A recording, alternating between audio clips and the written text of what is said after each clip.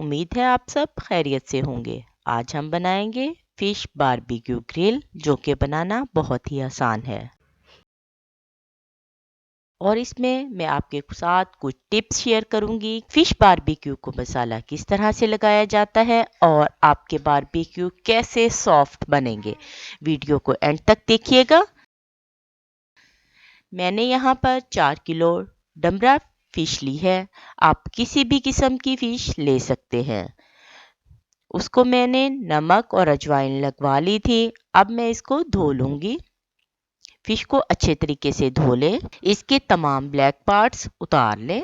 Fish को अच्छे तरीके से धो लेंगे। फिश पर एक जेलनुमा सी चीज़ लगी हुई होती है, जो कि उतार देने से इसका टेस्ट और भी बहुत अच्छा हो जाता है।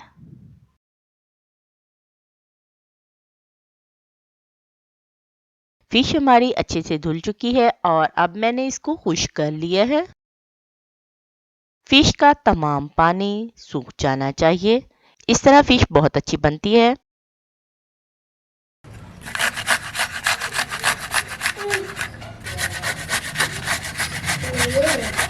अदरक लहसुन को मैंने ग्राइंड कर लिया है।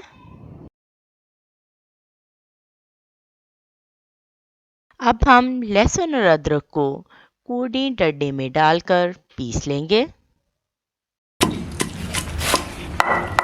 ताकि इसका एक स्मूथ पेस्ट बन जाए। नमक शामिल करेंगे। यहाँ पर मैं 2.5 चम्मच नमक शामिल कर रही हूँ। 2 चम्मच खुश्क धनिया शामिल करेंगे। अजवाइन शामिल करेंगे 1 चम्मच। 4 चम्मच हम सुरख मिर्च शामिल करेंगे।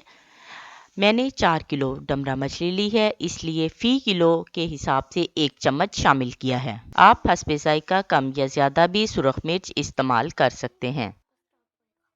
आप इसमें चिली फ्लेक्स भी शामिल कर सकते हैं। बाज़ार से जब हम टिक्का ख़रीदते हैं तो उसमें चिली फ्लेक्स डाले हुए होते हैं।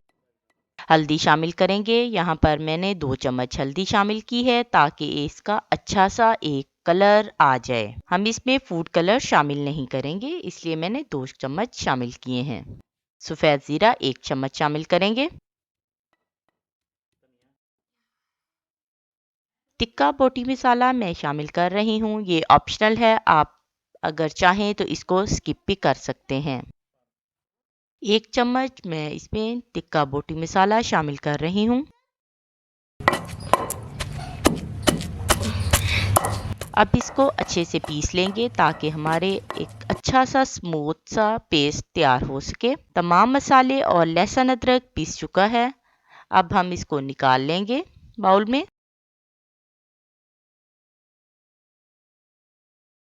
7 से 8 लीमू लेंगे, उनका रस निकाल लेंगे।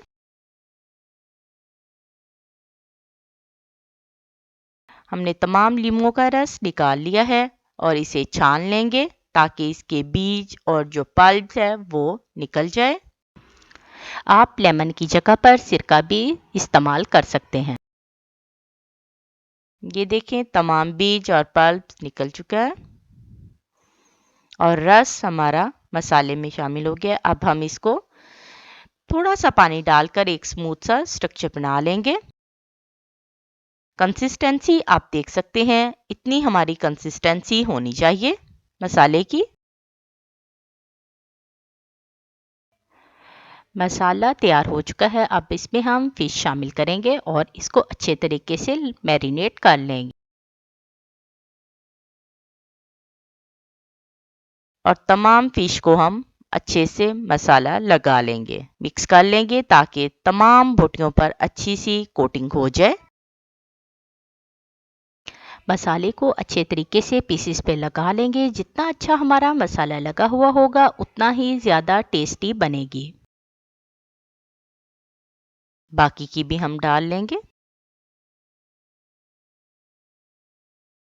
और अच्छे से मिक्स करेंगे। मिक्स करने के बाद हम इसको तकरीबन 1 घंटे के लिए हमने रख दिया था।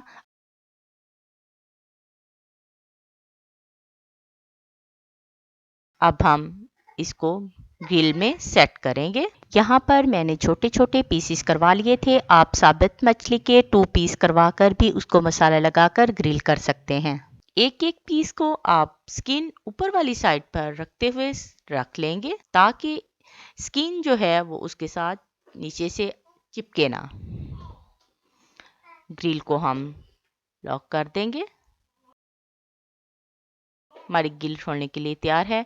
कुछ मैं बारबेक्यू बनाने के लिए सीखों में परो रही हूँ। आपने बड़े एहतियात के साथ इसको परोना है। सीखें आप चौड़ी वाली इस्तेमाल करेंगे। इसमें मैं तकरीबन एक सीख में दो बोटियां लगा रही हूँ। इस तरह एक तो बहुत अच्छे से ग्रिल हो जाएंगे और दूसरा इसको ऑयल भी अच्छे तरीके से लग सकेगा।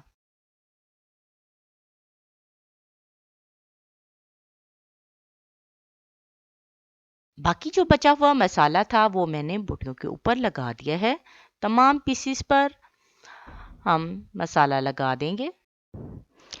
कितना अच्छा मसाला लगा हुआ है और बहुत ज़बरदस्त लुक आ रही है।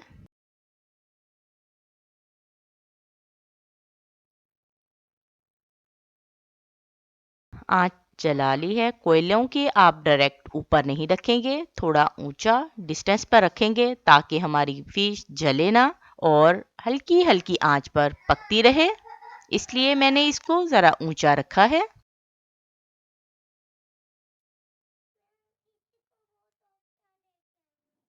हल्की आंच पर बनाने से इसका टेस्ट बहुत ही अच्छा बनता है और बहुत ही सॉफ्ट बनती है।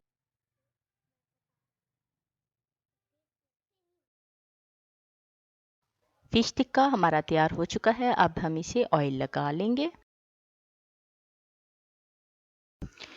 इसको हल्का सा दोबारा सेक लेंगे। फिश बारबेक्यू ग्रिल तैयार है। बहुत ही मज़े की बनी है। आप इसे तंदूर पर भी बना सकते हैं। चंद पीसीस को मैंने तंदूर पर बनाकर आप लोगों को दिखाया है। इस पर भी बहुत मज़े की बनती है। ये मेरे पास गैस वाला तंदूर है। मैं इस पर इसको ग्रिल कर रही हूँ। आप गैस वाले चूल्हे पर भी इसको सेक सकते हैं, लेकिन कोयलों पर बनाने से इसका मज़ा और दुबाला हो जाता है और बहुत ही मज़े की बनती है। मज़ेदार फिश बारबेक्यू तैयार है। उम्मीद है आपको हमारी ये रेसिपी पसंद आएगी। अपनी आरा का इजहार कमेंट सेक्शन में ज़रूर कीजिएगा। अल्लाह ताला आप सबको अपने हिफ्ज़ व अमान में रखे।